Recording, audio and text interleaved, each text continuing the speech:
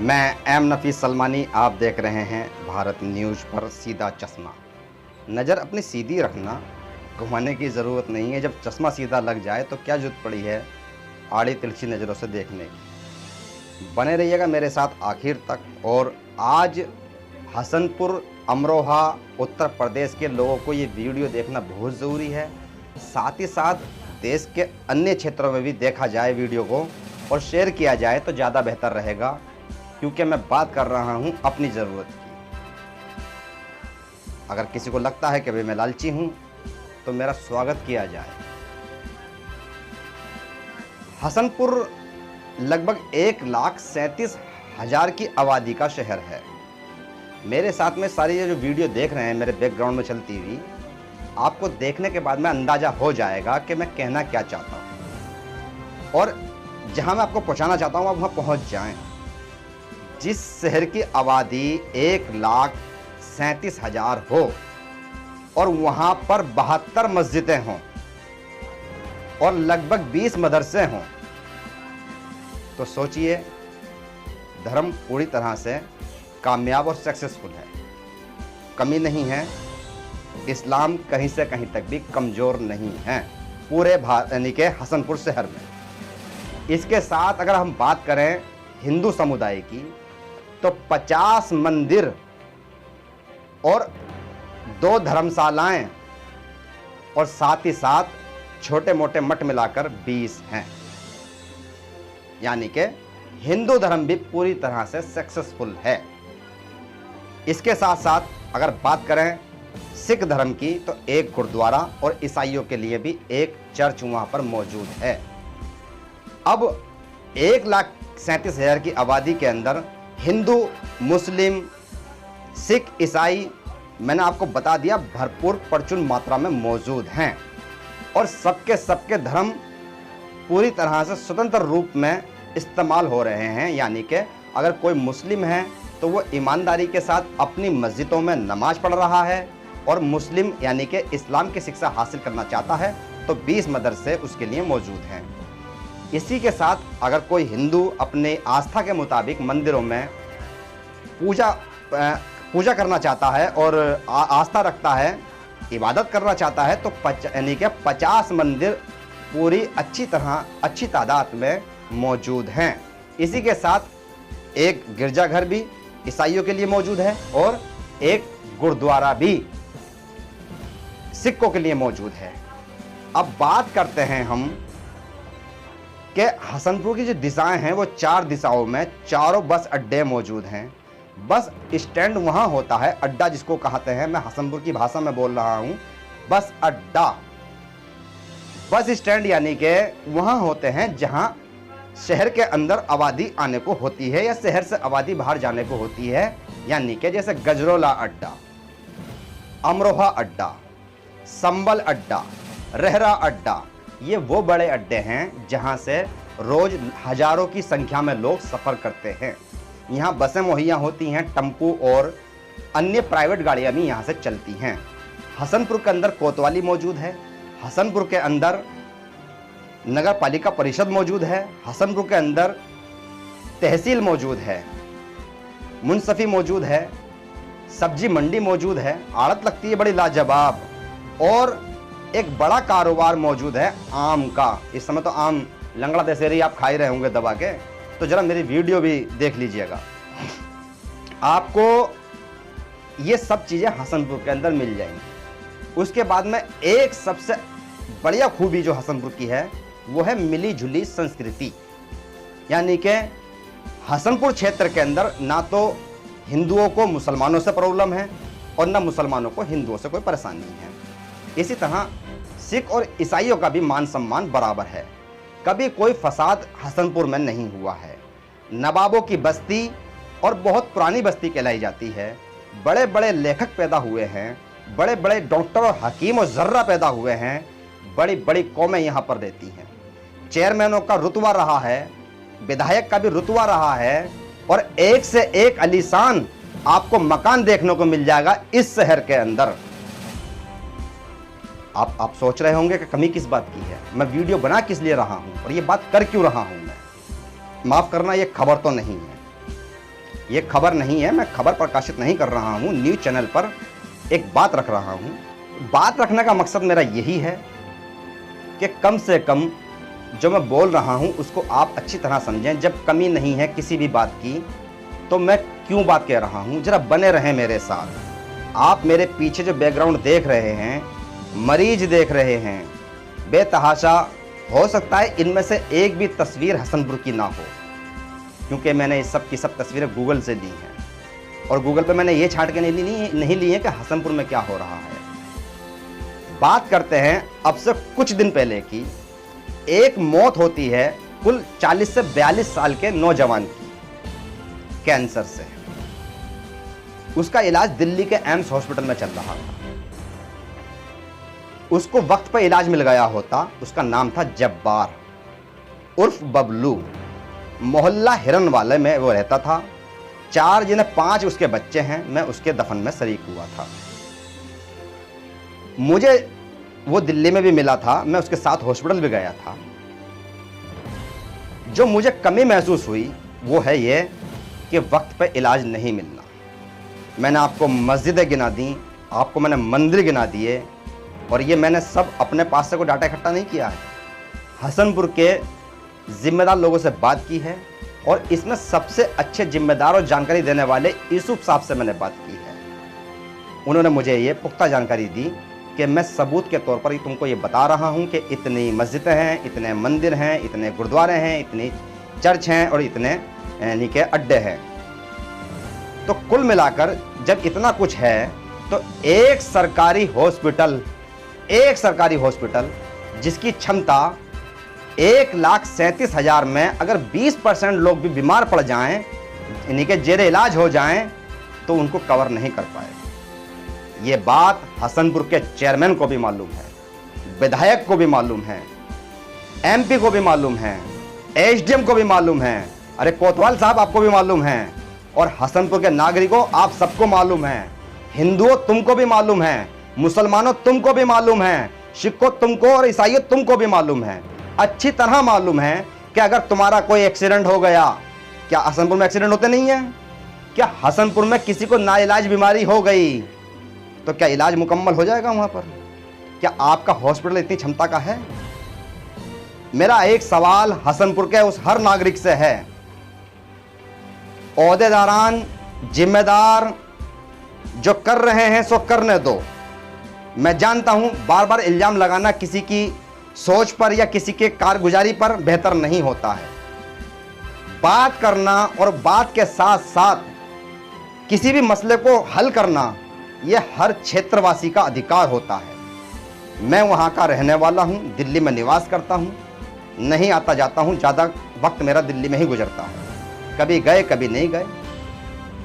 अगर जाड़ा बुखार भी आएगा तो दिल्ली में ही इलाज करा लूँगा। पर मुझे चिंता इस बात की है कि 1,37,000 की आबादी पर मुश्किल से मुश्किल 5 बेड का हॉस्पिटल भी सरकारी नहीं है। हसनपुर के काफ़ी लोगों से फ़ोन पर बात करने के बाद में ये बात मालूम हुई है कि कत्ल खाने खुले हैं डॉक्टरों के नाम पर। मैं नहीं, ये हसनपुर के निवासी कह रहे हैं।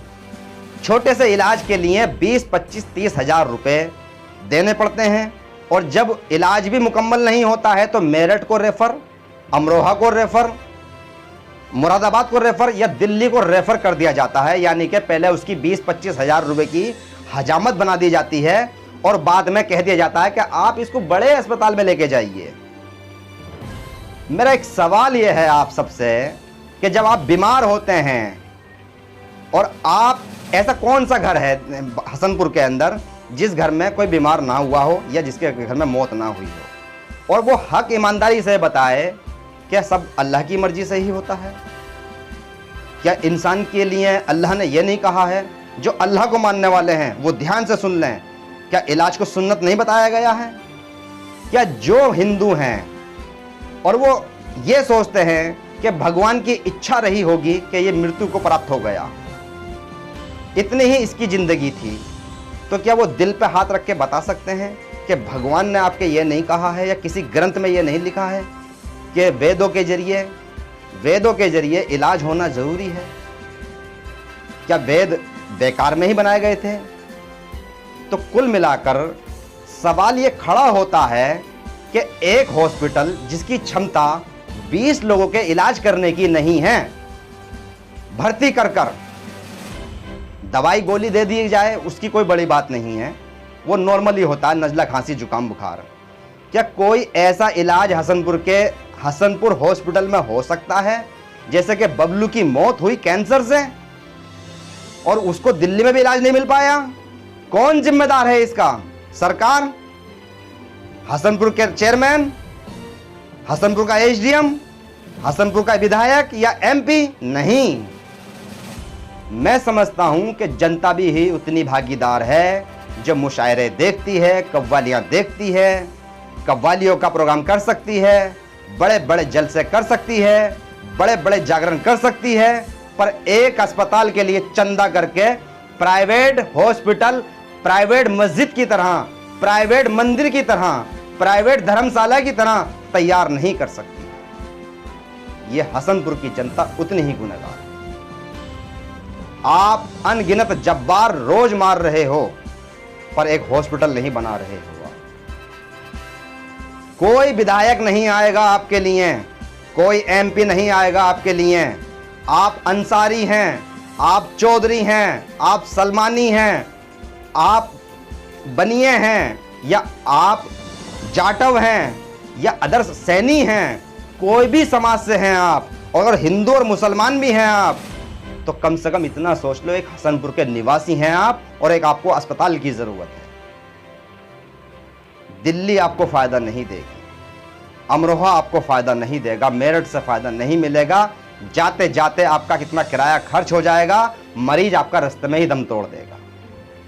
आपको अपने मंदिरों की तरह, अपने मस्जिदों की तरह, अपने ही पैसे से एक आलीशान दिल्ली एम्स की तरह ना सही, पर एम्स से छोटा सही आप हॉस्पिटल बना सकते हैं, और इन मंदिरों से ही बना सकते हैं, इन मस्जिदों से ही बना सकते हैं। हसनपुर के अंदर मुझे मालूम हुआ है 24 वार्ड हैं, एक चेयरमैन है। मैं 24 वार्डों के जो वार्ड मेंबर हैं उनसे कोई भी उम्मीद नहीं लगाता हूं। मैं चेयरमैन से भी कोई उम्मीद नहीं लगाता हूं। विधायक का तो मैं सोचता ही नहीं हूं, पर मैं मस्जिदों के इमामों के बारे में सोच रहा हूं। मैं मंदिरों के पुजारियों के बारे में सोच रहा हूं। जो चर्च के जिम्मेदार और गुरुद्वारे के जिम्मेदार हैं, मैं उनसे भी, उनके बारे में भी सोच रहा हूं, उनसे सवाल कर रहा हूं कि जब आपकी मस्जिदों में और आपके मंदिरों में, आपके गिरजाघर और गुरुद्वारों में चंदा हो सकता है, दरगाहों पे चंदा हो सकता है, मदरसों के लिए चंदा हो सकता है, तो आपके हसनपुर वासी अस्पताल के लिए चंदा क्यों नहीं कर सकते? आपको चंदा क्यों नहीं देंगे?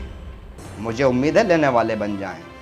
मस्जिद का इमाम बेईमान नहीं हो सकता, क्योंकि मस्जिद ईमानदारी से बनाई जाती है।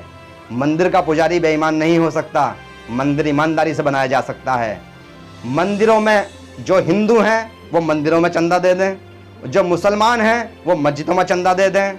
मस्जिदों की और मंदिरों की कमेटियां बनी हैं, गुरुद्वारे की भी कमेटी बनी है, चर्च की भी कमेटी है, इसी तरह दरगाहों की भी कमेटियां हैं, बस अड्डों की भी कमेटियां हैं, इसी तरह हर उस इदारे की कमेटी बनी है जो हसनपुर को फ़ायदा पहुंचा रही है, हसनपुर के नागरिकों को फ़ायदा पहुंचा रही है। तो क्यों नहीं एक अस्पताल बना लेते सब मिलकर? ना जाने कितने जब्बार बचा लोगे आप। मैं मानता हूं अल्लाह है, मैं मानता हूं भगवान है, पर मैं ये भी मानता हूं कि विज्ञान भी हमारे ही द्वारा उत्पन्न किया हुआ हमारे फायदे के लिए है।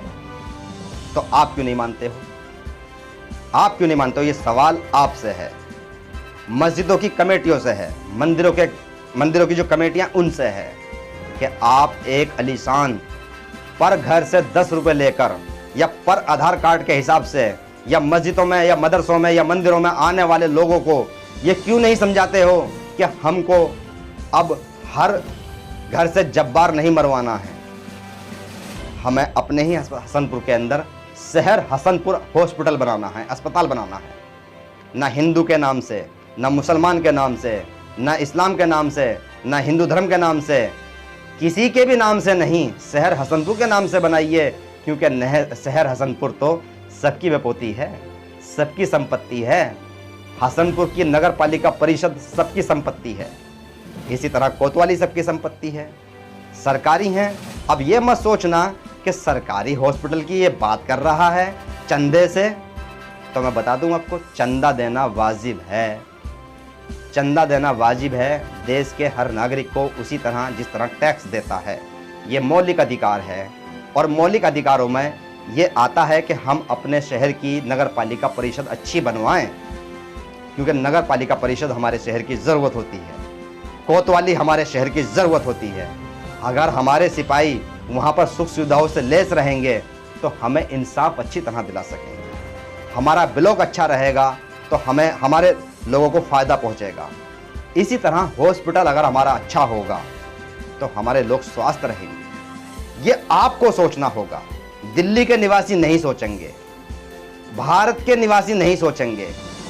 आप उस चंदे को अपना धर्म बना लो और उस अस्पताल को अपना धर्म स्थल बना लो, क्योंकि मैं ये सुनता हूँ और आप भी जानते हैं कि मंदिर और मस्जिदों से ज़्यादा दुआएं दिल से जो होती हैं वो अस्पतालों में होती हैं कि अल्लाह, ए भगवान, हमारे मरीज को और मेरे अपने परिजन को बचा ले।